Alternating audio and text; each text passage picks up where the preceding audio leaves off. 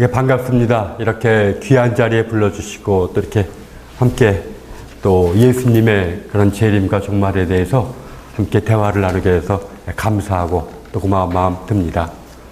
어저께 저에게 메일이 하나 왔습니다. 또 문자도 많이 오고 감리교 연회본부에서 내일이 어저께죠. 어저께가 신천지가 잠실에서 모든 12지파가 모두 모이는 날이니까 혹시라도 교회 안 오시는 분들 유심히 살펴보셔서 그분이 혹시 안 오시는 분들이 혹시 신천지 추수꾼인지 아닌지를 이제 좀 살펴보라고 하는 그런 메일이 왔습니다. 다시 이렇게 이단 문제가 다시 심각하고 또 제가 아는 친구나 또 제가 아는 어린아이도 이제 신천지의 홍대 앞에도 있습니다.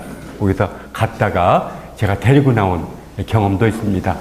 그런 주로 아까 이단들이 우리 김재진 박사님 말씀하셨듯이 주로 종말론 또 요한계시록에 대한 해석에서부터 비롯되었기 때문에 또 오늘 우리가 이런 종말 세상을 좀 바르게 함께 대화하면서 또 깨닫는 과정이 되었으면 참 좋겠습니다. 참 보면 신천지가 어저께 경찰 추산으로 한 12만 명, 또 부주최 측은 15만 명이 14만 4천 명이 넘었는데도 계속 호기 활동을 하고 있고, 물론 인간관계로부터 시작해서 특히 젊은 학생들을 많이 포섭하고 있는데, 우리가 그래서 이런 재림이라는 것을 좀 바르게 알고 또 전했으면 하는 마음에서 오늘 이 시간이 여러분께 감사를 드립니다. 제가 준비해온 팜플렛대로 그대로 좀 천천히 읽고 또 아무 때나 질문 있으면 질문해 주시고 또 시간 되면 휴식 시간 갖도록 하겠습니다. 요한계시록 22장 20절 내가 진실로 속히 오리라 하시거늘 아멘 주 예수여 오시옵소서. 1번 파루시아 성서에서 예수님의 재림은 다분히 신화적인 표상 속에서 묘사되고 있습니다. 하늘로 올라가신 예수님께서 구름을 타고 다시 오리라는 것입니다. 이러한 표상은 현재 예수님께서 제자들을 떠나셨다는 사실을 전제하는 것처럼 보입니다. 그러나 이러한 전제는 그리스도교 전통에서 결코 포기할 수 없는 현존하시는 그리스도에 대한 믿음과 모순되는 것처럼 보이기도 합니다. 다시 오실 분과 또 현존하시는 분은 논리적으로 모순 관계이기 때문입니다. 물론 성서는 부활하신 분이 하늘로 올라가셨다고 전합니다. 그렇다면 현재 우리는 현재 그리스도가 안 계신 부재의 시대 속에 살고 있는 것입니까? 그리고 예수께서 떠나신 빈자리는 그리스도께서 보내신 보혜사 성령으로 채워지는 것입니까? 그러나 루터가 이미 지적했듯이 승천이란 그리스도의 공간적인 이동을 뜻하는 것이 아니라 그리스도께서 이제 하나님 안에 계시게 되었음을 고백하는 신앙의 진술입니다. 루터가 이미 지적했듯이 하나님 안으로 들어가셨다는 것은 예수님께서 이제 하나님의 무제약적인 편재에 참여하셨다는 것을 의미합니다. 구체적으로 말하자면 예수님께서 이제 시공간의 제약에서 벗어나 우주 전체에 현존하시며 우주의 주가 되셨다는 것입니다. 그러나 하나님 안으로 들어가셨다는 선포는 동시에 그리스도께서 하나님의 초월성과 은폐성 속에 현존하심을 지시합니다. 그분은 이제 전과는 달리 자신을 감추시는 분으로서 현존하신다는 것입니다. 요약하자면 승천은 우주의 주로서 현존하시면서도 자신을 감추시는 그리스도의 존재 방식을 지시해 준다고 말할 수가 있습니다. 따라서 다음과 같은 물음이 제기됩니다. 그리스도교 전통에서 재림으로 번역해왔던 파루시아란 본래 무엇을 뜻하는 개념이었을까? 문자적으로 이 개념은 도래 또는 현재를 의미합니다. 그러나 내용적으로는 그리스도께서 영광 가운데 오심을 뜻합니다. 파루시아란 개념 자체는 재림신앙의 토대가 부활 사건에 있지만 부활로서 예수의 사역이 완성된 것은 아니라는 사실을 암시해 줍니다. 따라서 파루시아란 부활 사건에 근거한 그리스도인의 소망으로서 그리스도의 정체성이 감추어져 있는 그리스도의 정체성이 여실히 드러나는 사건이요. 또 이러한 드러남의 과정 속에서 예수의 사역이 완성되는 사건, 즉 온 우주가 새롭게 창조하는 사건을 지시한다고 말할 수가 있습니다. 따라서 예수님의 재림은 결코 한 인격에 국한되는 사건이 아니라 인격적이면서도 우주적인 사건을 지시합니다. 주 예수의 오시옵소서란 고백은 따라서 만유를 새롭게 하소서란 고백과 동일합니다.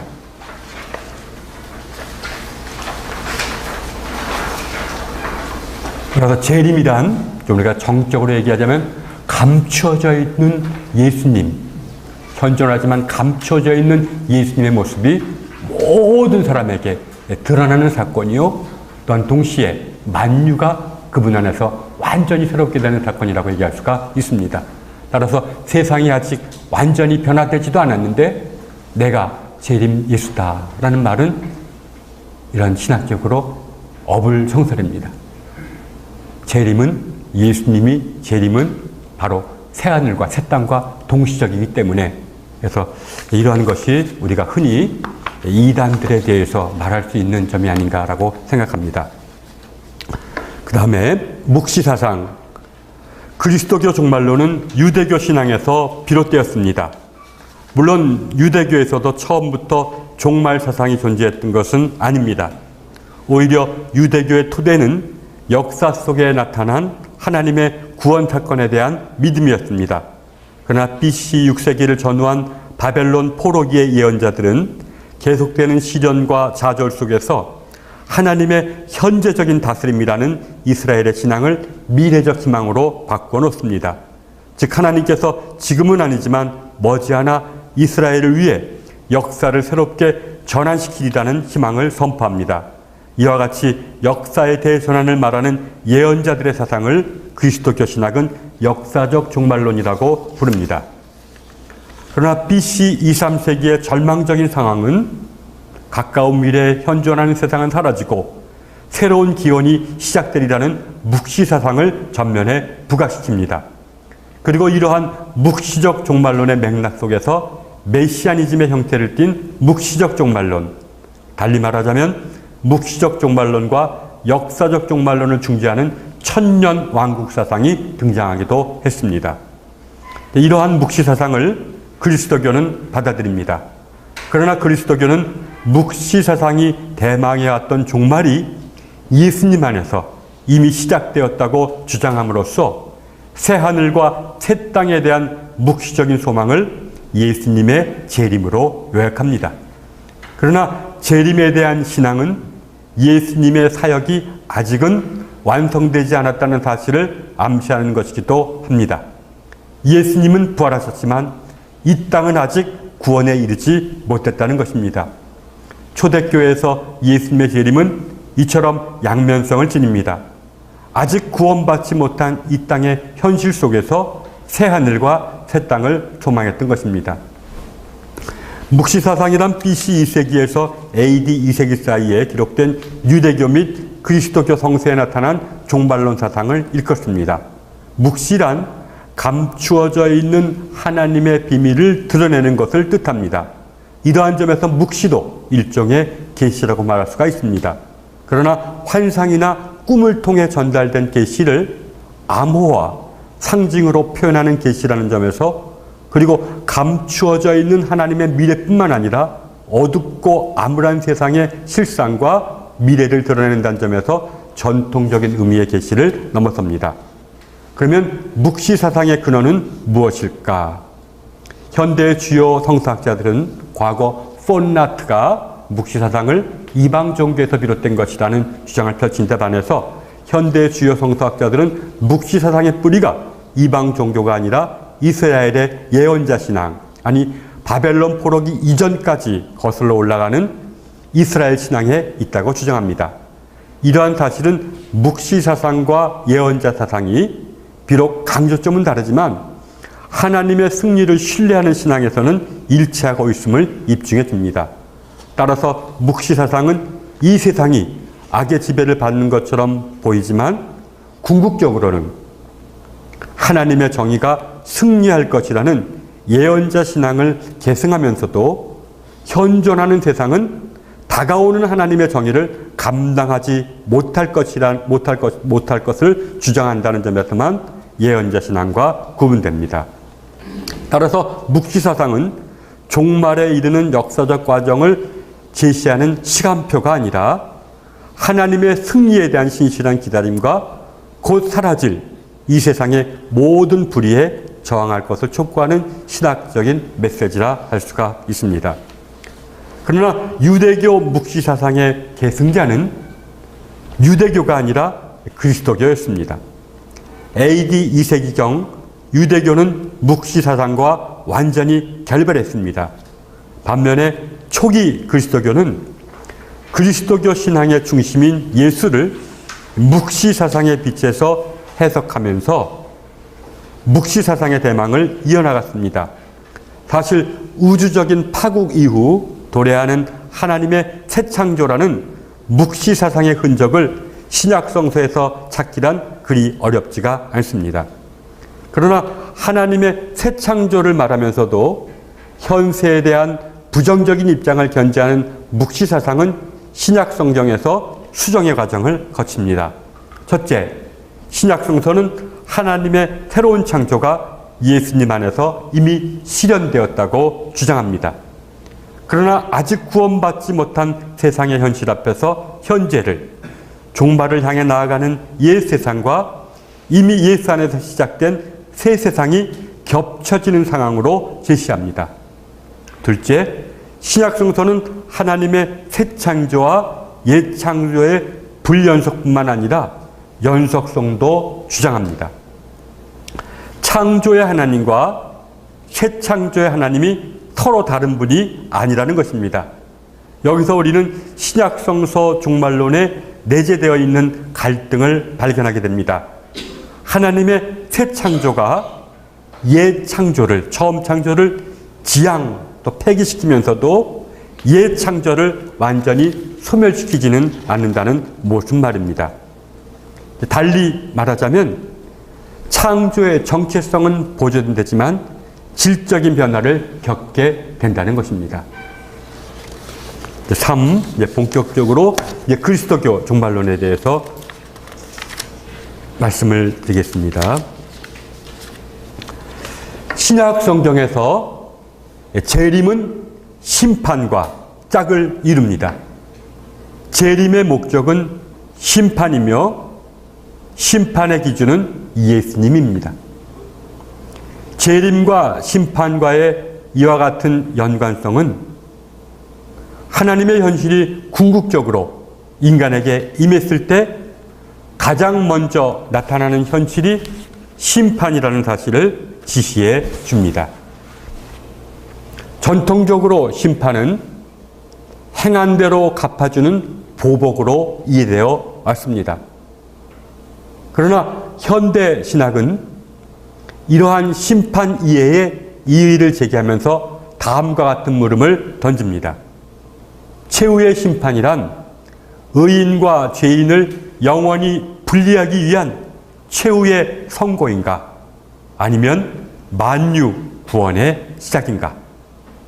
그러나 전통적인 교의학은 이 주제를 취급하기에 앞서서 개인적인 종말론의 문제를 다루어 왔습니다. 최후의 심판 이전에 죽은 자들은 어디에 머무르는 것일까? 그리고 무슨 일을 당하는 것일까? 이 물음이 중요한 것은 이 물음이 목회 현장에서 제기되는 실제적인 물음이기도 하지만 신학적으로도 개인의 죽음과 최후의 심판 사이에 존재하는 중간 시간이란 중요한 주제를 전면에 부각시키기 때문입니다. 첫째, 그래서 개인적인 종말론의 문제, 첫째, 연옥의 문제. 신약 성경은 죽음 이후의 삶을 구체적으로 묘사하지는 않습니다. 그러나 그리스도교 전통은 죽음 이후의 삶에 관해 다양한 이론들을 제시해 왔습니다. 그러나 이러한 이론들 가운데 가장 주목을 받은 것이 바로 연옥설입니다. 사실 연옥설만큼이나 커다란 주목을 받으며 논쟁을 불러일으킨 이론도 없을 것입니다. 각주를 보면 가톨릭 교회는 연옥설을 교회의 공식적인 교리로 가르칩니다. 또 개신교는 종교개혁 이후로 연옥설을 인정하지는 않지만 몰트만 같은 현대 신학자들은 연옥설의 의미를 개신교도 받아들여야 된다고 말을 합니다. 연옥설에 의하면 인간의 영혼은 죽음 이후에도 멸망하지 않고 심판을 거쳐 연옥에서 정화의 과정을 거치며 몸이 부활할 때 비로소 육신과 합쳐져서 최후의 심판을 받는다고 합니다.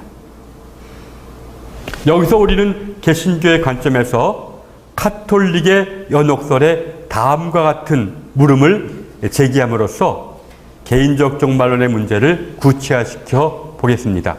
첫째, 이러한 이론에서 전제되고 있는 영혼 불멸설은 과연 성서적인가? 둘째, 죽음 이후의 시간을 지상적인 시간의 연장으로 표상하는 연옥 개념은 신학적으로 적절한가? 첫째, 성서의 신앙은 플라톤의 영혼 불멸설과는 달리 영혼이 몸으로부터 구원받는 것이 아니라 몸과 함께 구원받음을 강조합니다. 사도신경에서도 몸의 부활을 고백합니다. 대다수의 가톨릭 신학자들도 영혼 불멸설의 한계를 인정합니다. 그러나 현대 신학자들은 몸의 죽음마저도 인간의 책임성을 폐기할 수 없다는 영혼 불멸설의 메시지는 보존되어야 한다는 주장에서는 견해의 일치를 보입니다. 인간은 죽는다고 책임에서부터 면제되는 것은 아니라는 겁니다. 죽음에도 여지껏 살아왔던 삶에 대해서는 책임을 져야 된다는 것입니다. 둘째, 연옥은 무엇보다도 정화의 장소입니다. 죽음에 의해서도 면제되지 않는 인간의 책임성과 당신의 피조물에게 신실하신 하나님의 사랑을 감안한다면 연옥은 죽음 이후에도 구원의 기회를 다시 한번 주시는 하나님의 은총의 시간과 장소로 이해되어야 합니다. 그러나 중세 연옥설의 가장 큰 문제점은 무엇보다도 중간 시간, 즉 죽음 이후의 시간을 지상적 시간의 연장선상에서 이해한다는 점에 있다고 할 수가 있습니다. 하나님과 인간의 질적인 차이를 감안한다면 죽음 이전의 시간과 죽음 이후의 시간 사이에도 질적인 차이가 존재한다고 말할 수가 있습니다. 루터는 이러한 맥락에서 죽은 자가 최후의 심판 때까지 잠깐 눈을 붙인다고 잠을 잔다는 이론을 주장했습니다. 즉 하나님의 시간은 모든 시간의 동시적인 영원한 현재의 시간임을 상기시키며 개인적인 죽음 이후의 시간은 지금 여기서 흘러가는 시간이 아님을 강조를 했습니다. 그러나 가톨릭과 개신교의 저명한 신학자들은 중간 시간의 신학적인 필요성을 역설하기도 합니다. 예를 들면 몰트만은 다음과 같이 말합니다. 중간 시간, 곧 그리스도의 부활과 죽은 사람들의 보편적 부활 사이의 시간이 존재한다고 말합니다. 하나님의 현재 안에서도 지상에서 흘러가는 시간은 아니지만 시간은 존재한다는 것입니다. 그렇다면 하나님의 현재 안에서도 시간이 존재한다고 말할 수 있는 이유는 무엇입니까? 물론 하나님의 영원성과 지상적인 시간 사이의 질적인 차이를 감안하면 루터처럼 중간 시간을 부인하는 것이 옳을 것입니다. 그러나 이러한 이론에 전제되어 있는 영원에 대한 이해, 즉 하나님의 영원성을 모든 시간에 동시적인 영원한 현재로 이해하는 것이 과연 성서적인가라는 물음도 제기됩니다. 결국 이러한 물음들은 하나님의 영원성에 대한 물음으로 이어집니다. 영원이란 과연 무엇인가? 물론 성서에도 지상적인 시간이 무제한적으로 연장되는 것을 영원으로 묘사하는 구절들이 있기는 합니다. 그러나 이러한 영원성은 토마스 아퀴나스가 지적했듯이 엄밀한 의미의 하나님의 영원성과는 구별이 됩니다. 영원을 단순히 시간의 무제한적인 연장이 아니라 전체적인 동시성으로 이해한다는 점에서는 토마스 아퀴나스와 루터가 일치합니다. 하나님의 영원성 안에서는 시간 자체가 폐기된다는 것입니다. 그러나 이러한 이해가 하나님의 불변성에서 비롯되었다는 것은 주지의 다시입니다. 물론 아리스토텔레스의 철학에 기초한 이러한 이해를 단순히 비성서적인 영원 이해로 간주하는 것은 옳지는 않습니다. 하나님의 불변성과 하나님의 전체적인 동시성 또한 성서적인 근거를 갖고 있기 때문입니다.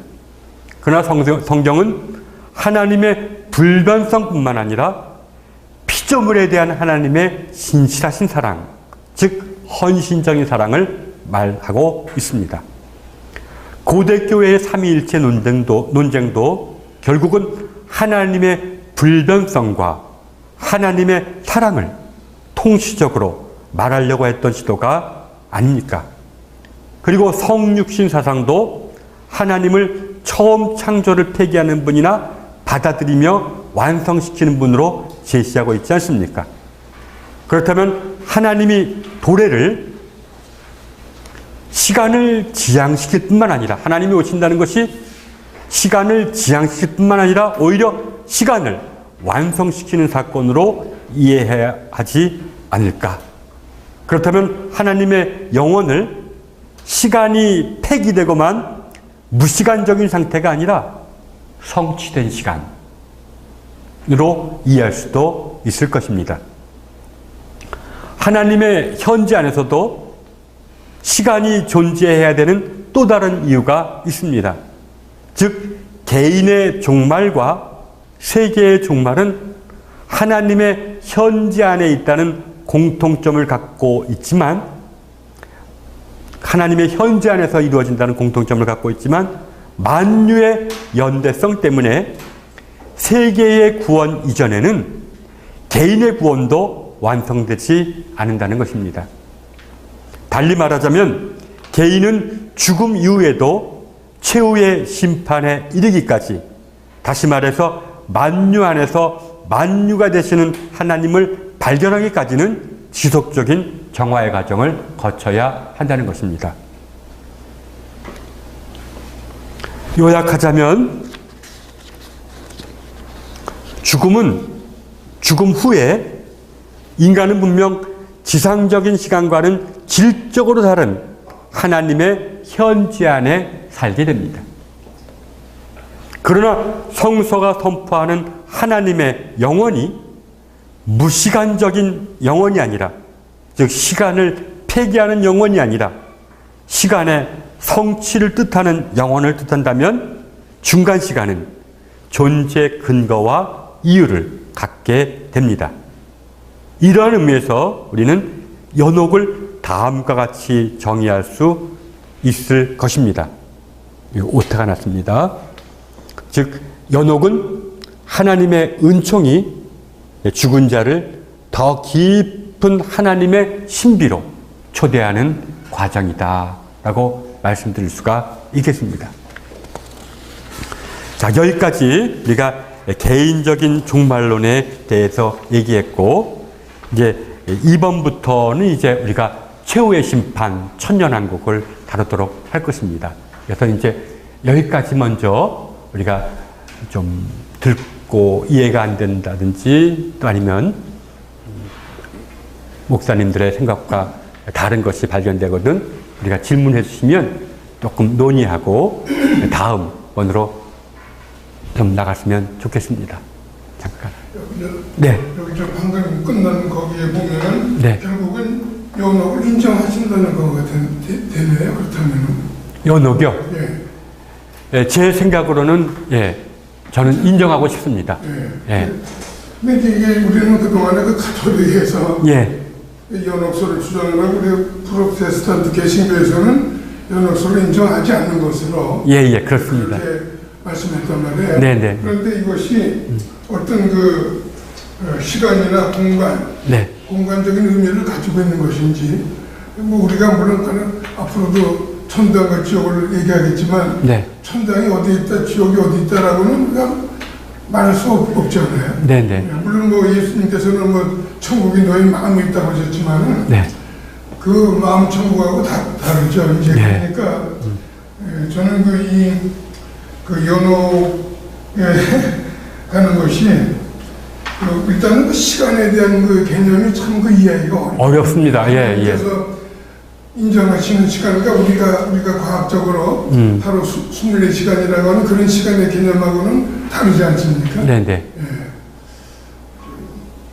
그래서 이 많은 현대 신학자들이 연옥을 공간적인 개념보다는 오히려 시간적인 개념, 달리 말하면 하나님 안에서는 현재 시간 공간이 완전히 새로워진다 이겁니다.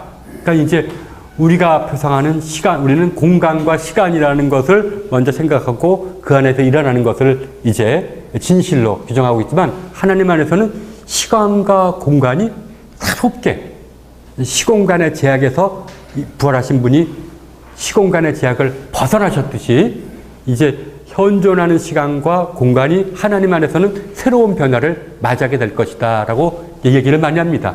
이런 의미에서 이제 저만 그런 게 아니고 존 웨슬리가 설교를 보면 이제 연옥이라는 것을 이제 감리교는 아무래도 종교개혁자들과는 좀 다르지만 좀 이것을 인정하는 것들이 나옵니다. 이것은 왜 이렇게 연옥을 얘기하다 보면 인간은 자기가 여지까지 살아왔던 삶에 대해서 책임을 져야 되고 또 우리가 하나님 나라로 건너가기 위해서는 현재 이 상태로는 건너갈 수가 없다.